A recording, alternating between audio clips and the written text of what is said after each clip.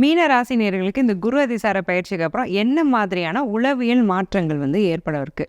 யாராவது ஒருத்தர் வந்து, "இன்னைக்கு நீ ரொம்ப நல்லா இருக்க, பார்க்க நல்லா இருக்க, நல்லா பண்ணியிருக்க, வெரி குட்" அப்படின்னு அப்ரிஷியேட் பண்ணிட்டாங்கன்னா, அன்னைக்கு ரொம்ப எனர்ஜெட்டிக்கா இருப்போம்.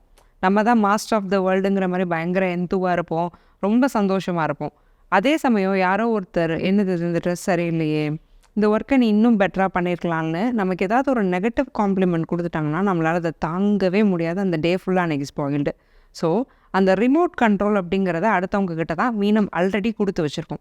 ஸோ, இவங்க அப்ரிஷியேட் பண்ணிட்டாங்கன்னா, நம்ம நல்லா பண்ணியிருக்கோம். நம்மள டிப்ரிஷியேட் பண்ணிட்டாங்கன்னா, நம்ம நல்லா பண்ணல. இந்த மாதிரியான ஒரு எமோஷனல் இஷ்யூ அப்படிங்கிறது மீனத்துக்கு இருந்துகிட்டே இருக்கும். அது கொஞ்சம் அதிகமா ட்ரிகர் ஆகுறதுக்கான வாய்ப்பு ரொம்ப அதிகமா இருக்கு.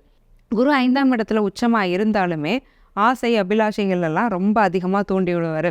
நமக்கு இப்ப இது தேவையா? அப்படின்னு யோசிக்காம பார்க்குற பொருட்கள் மூலம்லாம் ஒரு ஆசை வரும். அதிகமா விலை குடுத்து ஒரு தேவையில்லாத பொருள வாங்குறது, அப்புறம் ரெக்ரெட் பண்றது.